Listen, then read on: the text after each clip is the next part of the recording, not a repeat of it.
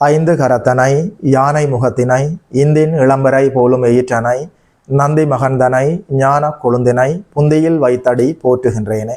நமக்கு ஜோதிட ஞானத்தையும் கிரியா யோகத்தையும் தந்த குருமார்களுக்கு நன்றி. ஜோதிட சொந்தங்களுக்கு வணக்கம்.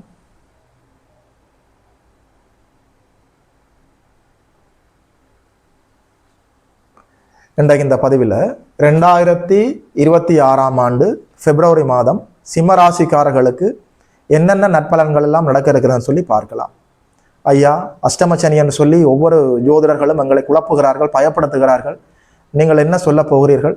ஏதாவது உங்களோட வாயிலிருந்து ஒரு நல்ல வார்த்தை சொல்லுங்க ஐயா என்று நீங்கள் கேட்பது எனக்கு புரிகிறது. உண்மையில சொல்றேன், நல்ல காலம்தான், நல்ல பலன் தான் சொல்ல போகிறேன். சிம்ம ராசிக்காரர்களுக்கு லாபஸ்தானத்துல குரு அமர்ந்திருக்கிறார். 5ஆம் இடத்தை குரு பார்த்து கொண்டே இருக்கிறார். 5ஆம் இடம் என்று சொல்கிற போது உங்களுடைய பூர்வ புண்ணியம். லாபத்துல குரு அமர்ந்து பூர்வ புண்ணியத்தை பார்க்கிற போது எது நடந்தாலும் ஆண்டவனே உங்களுக்கு துணையாக நிற்கிறார். முதல்ல ஒரு டிக் அடித்து விடலாம், நன்றாக இருக்கிறது. 7ஆம் இடத்துல ராகு இருந்தாலும் குருவின் பார்வையில வாளை சுருட்டி கொண்டு நல்ல பிள்ளையாக இருக்கிறார். மகம் பூர முத்திர நட்சத்திரக்காரர்களுக்கு இப்போது அஷ்டமச்சனி நடந்து கொண்டிருக்கிறது. 8ஆம் இடத்துல சனி பகவான் அமர்ந்திருக்கிறார்.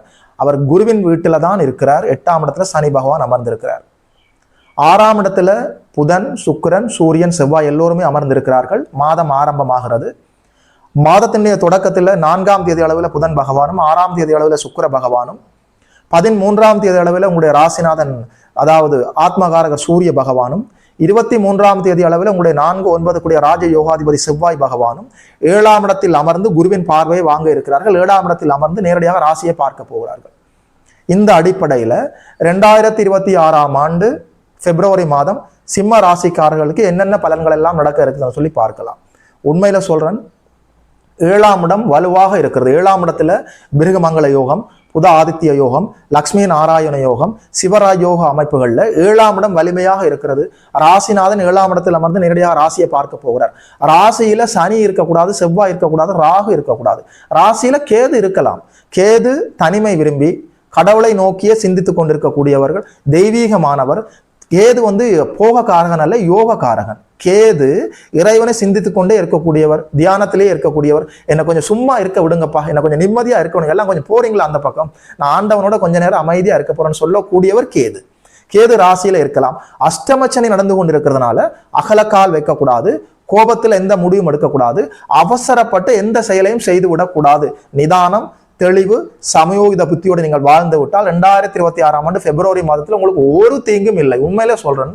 அதாவது இந்த அஷ்டம சனியை தவிர மற்ற எல்லா அமைப்புகளும் உங்களுக்கு அற்புதமாக இருக்கிறது. உங்களுடைய 2-9 கூடியவர் தனாதிபதி லாபாதிபதி புதன் பகவான் 7ஆம் இடத்தில் அமர்ந்து குருவின் பார்வையை வாங்க இருக்கிறார். அங்கே சுக்கிரன் சேர்ந்து அமரப் போகிறார். அற்புதமாக இருக்கிறது.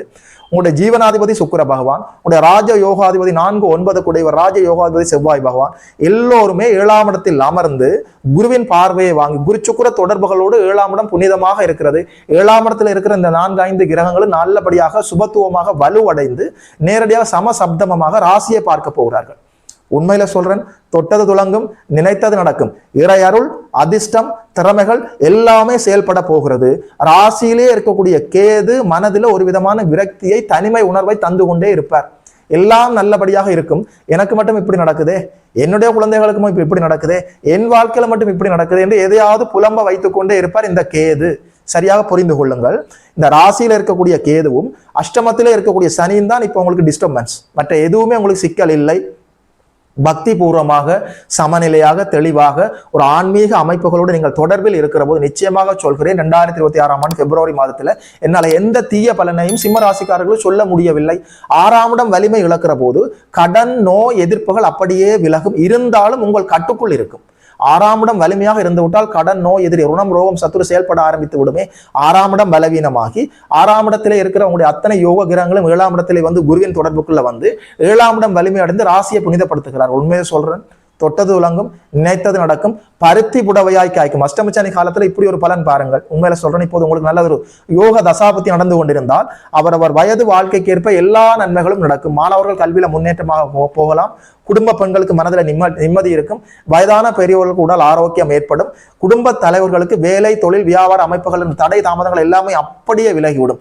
2ஆம் அதிபதி 11ஆம் அதிபதி 7ஆம் இடத்துல குருவின் பார்வையில தனஸ்தானம், அதாவது லாபஸ்தானம், உங்களுடைய ஜீவனாதிபதி சுக்கிர பகவான் 7ஆம் இடத்துல குருவின் பார்வையில அற்புதமாக இருக்கிறார். உங்களுடைய ராஜ யோகாதிபதி செவ்வாய் பகவான் 7ஆம் இடத்துல நல்லபடியாக குருவின் பார்வையில, உங்களுடைய ராசிநாதனமே 7ஆம் இடத்தில் அமர்ந்து சிவராஜ யோகத்தை ஏற்படுத்தி கொண்டு நேரடியாக குரு சுக்கிர தொடர்போடு இருக்கிறார்.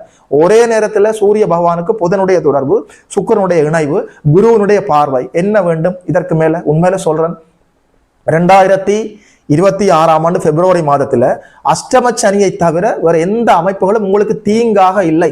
அஷ்டம சனி பகவான் கூட குருவின் வீட்டுல சுபத்துவமாக இருக்கிறார். Please clearly understand. நல்லது ஒரு தசாபுத்தி மட்டும் இப்போது உங்களுக்கு கை கொடுத்தால் அற்புதமான யோக அமைப்புகள் அவர் வயது வாழ்க்கைக்கேற்ப நல்லபடியாக நடக்கும். திருமண விஷயத்துல அவசரம் காட்டக்கூடாது. 7ல ராகு 8ல சனி, 8ஆம் இடம் உங்களுடைய மாங்கல்ய ஸ்தானம், 8ஆம் இடத்துல சனி அமர்க்கிற போது திருமணம் என்று வந்து விட்டால் 1க்கு 2 தடவை நல்லபடியாக பொருத்தத்தை பார்க்க வேண்டும். என்னுடைய நீண்டகால ஜோதிட அனுபவத்தில் அஷ்டம சனியில நடந்த திருமணங்கள் எல்லாமே ஃபெயிலியர். 99% திருமணங்கள் அஷ்டம சனியில ஃபெயிலியர் ஆகி இருக்கிறது. எந்த அமைப்புகளை கோச்சாரத்தில் நாங்கள் நம்ப முடியாது. அஷ்டமச்சனி, ஜென்மச்சனி, ஜென்ம ராகு, இந்த 3 அமைப்புகளும் கோச்சாரத்தில் நாங்கள் நம்பவே முடியாது. நல்லது செய்வது போல் கூட்டிக் கொண்டு போய் குழியில விழுத்தி விடுவார்கள். எப்போது என்ன செய்வார்கள்னு தெரியாது. உண்மையில சொல்றேன், அஷ்டமச்சனியை தவிர மற்ற எல்லா அமைப்புகளும் வலிமையாக இருக்கிறது என்பது மட்டுமல்ல, 11ஆம் இடத்துல குருநாதர் அமர்ந்திருக்கிறார். ஆண்டவன் இருக்கிறேன், நீ கவலைப்பட வேண்டாம் என்று உண்மையில் இந்த பிரபஞ்சமே உங்களுக்கு சொல்லிக் கொண்டிருக்கிறது. அப்படி ஒன்றும் கைமீறி போகாத, எல்லா நன்மைகளும் நடக்கக்கூடிய, மங்கள சுப காரியங்கள் எல்லாம் நடக்கக்கூடிய அற்புதமான மாதமாகத்தான் இருக்கிறது. அஷ்டமச்சனி உங்களுக்கு நடந்து கொண்டிருக்கிறதுனால அகலக்கால் வைக்கக்கூடாது, கோபப்படக்கூடாது, அவசரத்துல எந்த முடிவும் எடுக்கக்கூடாது, குழப்பத்துல முடிவு எடுக்கக்கூடாது. குறிப்பாக தேய்பிர காலங்கள்ல எந்த முடிவும் எடுக்கவே கூடாது.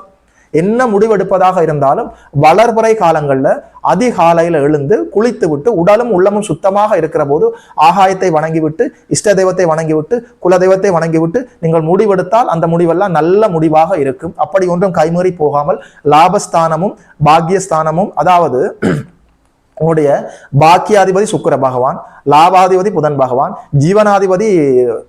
ஜீவனாதிபதி சுக்கிர பகவான், உடைய லாபாதிபதி புதன் பகவான், உடைய தனாதிபதி அதாவது தனாதிபதியும் லாபாதிபதியுமான புதன் பகவான் நன்றாக இருக்கிறார் 7ஆம் இடத்துல. உங்களுடைய ஜீவனாதிபதி சுக்கிர பகவான் 7ஆம் இடத்துல குருவின் பார்வையில் நன்றாக இருக்கிறார். சுகஸ்தானாதிபதியும் பாக்கியாதிபதியுமான செவ்வாய் பகவானுடைய ராஜ யோகாதிபதி 7ஆம் இடத்துல நல்லபடியாக இருக்கிறார். நல்லபடியாக குரு உங்களுடைய ராசிநாதன் சூரிய பகவான் குருவின் பார்வையில் சிவராஜ யோகத்தை ஏற்படுத்தி கொண்டு அங்கே குரு சுக்கிர தொடர்போடு புதனுடைய தொடர்போடு நல்லபடியாக 7ஆம் இடத்துல இருந்து ராசியை பார்க்க போகிறார். உண்மையில சொல்றேன், நீங்கள் மட்டும் நிதானமாக சமநிலையாக பொறுமையாக இருந்து விட்டால் எல்லா நன்மைகளும் உங்களுக்கு நடக்கும். உங்களோட கோபத்துல, அவசரத்துல, பிடிவாதத்துல வருகிற நல்ல வாய்ப்புகளை தட்டி விட்டு விடக்கூடாது. மற்ற எல்லா கோச்சார அமைப்புகளும் சிம்ம ராசிக்காரர்களுக்கு வலுவாகத்தான் இருக்கிறது. சரியாக பயன்படுத்திக் கொள்ளுங்கள். புதனுடைய துறையிலே நீங்கள் செயல்பட்டு கொண்டிருந்தால் auditing, accounting, teaching, banking, marketing, media துறை, எழுத்துத்துறை, பத்திரிகை துறை, செல்போன் கடை வைத்திருப்பவர்கள், பேசி பழைப்பவர்கள், வியாபாரிகள், இடைத்தரகர்கள், பண முதலீடு இல்லாமல் செய்யக்கூடிய அத்தனை தொழில்களுமே புதனுடைய தொழில் தானே. இணையதளத்திலே நீங்கள் செயல்பட்டு கொண்டிருந்தால் எல்லா நன்மைகளும் உங்களுக்காக நடக்க காத்திருக்கிறது. அவர் வயது வாழ்க்கைக்கேற்ப எல்லா நன்மைகளும் நடக்கும். குறிப்பாக மின்சார துறையில நீங்கள் செயல்பட்டு கொண்டிருந்தால், அதாவது மின்சார உதிரி பாகங்கள் விற்பனை செய்பவர்கள், மின்சார வாரியத்திலே வேலை செய்பவர்கள், இவர்களுக்கு கூடுதல் நன்மைகளும் லாபங்களும் நடக்க காத்திருக்கிறது.